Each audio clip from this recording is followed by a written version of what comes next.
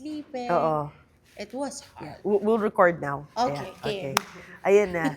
Grabe. And then, And then eventually, I did the tour, UK tour. Then I have to take care of my body. I have to do a lot of preparations, because being a mom, you get so busy.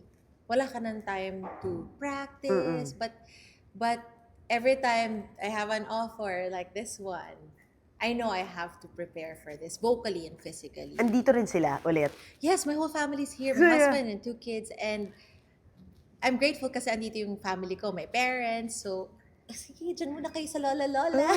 Yes, amen. Iwan Amen muna to sila. that. So, Oo. ang daming support dito sa Manila. So, I'm so happy to be home. Are you so happy, like, parang a decade on, more than a decade on, na-find mo na yung balance between your, your career? Of course, it's more international still, but nakaka-uwi-uwi ka na talaga. Alam mo yon? Yeah. Before, Oo. yeah, I'm very thankful that we are very flexible. Pag may, because we're based in London now, Yes. so pag may shows sa Philippines, and we can go home, and I can bring the whole family. So that's it's a dream. Yeah. Grabe. Ano sinasabi ng kids mo? May mga nagpapakita na ba ng interest na, Naku, yung daughter ko, she's not talaga? even 3 years old. No! But Kumakanta? she loves yung, there is a castle on a cloud. She sings that. Oh my gosh. Oh, magka-theater ka na din, diba? But she's so cute. Oh, yeah. And yeah, I think she constantly hears it in the background, because I always play it. So mahilig. They love music. Oo. Yeah. Filipino audience for you through the years. Anong experience mo? Oh, they're just full of warmth and love. Yun nga yung na-experience ko. Yesterday, we had our first show. No? It feels so emotional to see them up close. And because I did this 10 years ago here in the Philippines. So it's parang, wow, 10 years na pala yun. And we're still here. I'm still here singing for the Filipino people. And nakakatuwa na bumalik sa hometown mo and para haranahin yung mga kababayan. Ang sarap sa puso, and the Filipinos are very appreciative of the music. They love this musical, and yeah, they're just very generous of their time as well to see them coming here and watch the show. It's amazing. And you're just not with, Leia or Red. You're apat kayo. May Emily na dyan, di ba? Yeah, Kamusta? Ano chikahan ninyo? Oo, parang, yun nga, we were talking about it, parang the first time I did the show in the West, and ako lang yung Asian. Oo. So parang feeling ko outcast ako. Oo. Ay ngayon, ang dami na namin, diba? So nakaka-proud. Oo. Ayun, ang daming chikahan. Parang yesterday nga, it was so funny because nagchichikahan kami ni Miss Leia, no? Oo. Towards the end of the show. Tapos, sabi niya, hoy, hindi ba kakanta ka na? Ako na pala yung kakanta na kalimutan ko. Parang it's amazing because she can hear while chatting with me. She can still hear. Alam niya yung cue ni Fontaine because she played it for so many years. So, ikaw na yung kakanta. Natawa lang ako. Sabi ko, bloopers naman pala na itong show. But it's just amazing to have fellow Pinoys. And tapos si Miss Leia, parang hello. Oh my gosh, she's like, I look up to her so much. So this is a blessing. Oh yeah, grabe. And see you guys, it's a blessing for the Filipino audience. Kaya pa-sold out na nga to. Sabi ko, nag-promote, grabe. Ang bait, nag-promote pa, pero talagang pa-sold. Yeah. At saka ngayon, punong-puno lahat ng musical sa Pilipinas.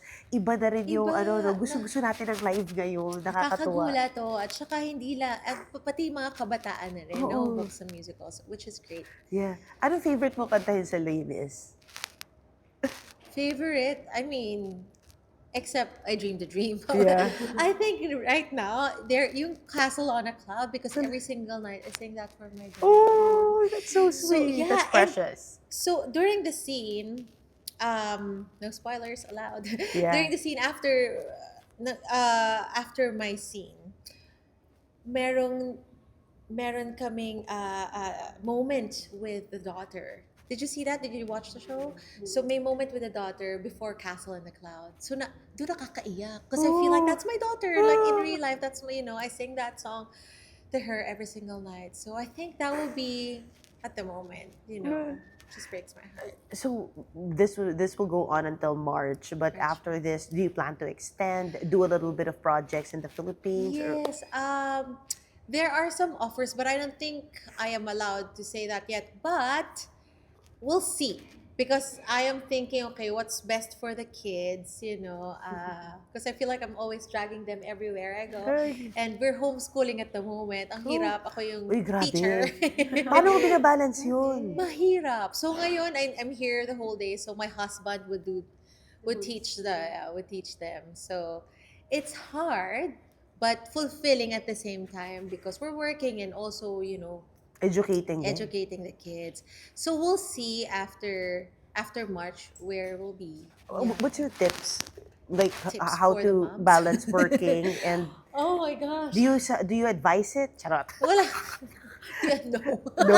Yun nga eh. Are you Just honest? choose one. Para hindi kayo, it's very tough. But I feel like as a woman, if we can do anything, everything, right? We can do 10 tasks in, you know, Oo. di ba? Parang, I don't know. I don't think I can give any advice to anyone because I feel like if you really want to do something, you can do it. Like even if it's hard, my Yeah. goodness.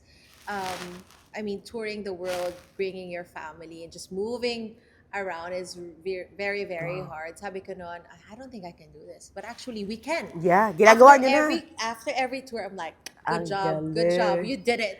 Ilang, naalala mo pa ba ilang bansa mo na sila hinatak? Naku, hindi na. Hindi na. Because we did, you know, Les Mis sorry. After pala ako nanganak, we did Hamilton. Oo. We did Hamilton 2 years ago here. And then, for Les Miserables, we were in Australia and then Abu Dhabi. It's amazing then to bring the kids around because Oy, then they learn. oo. Because Super. homeschooling, so they can just explore the world and, yeah, learn about different What cultures. a blessing too. So they love it. They love Oh. traveling. Bongga. Go on. Oh, thank you. Thank you so much. We'll just get B-roll.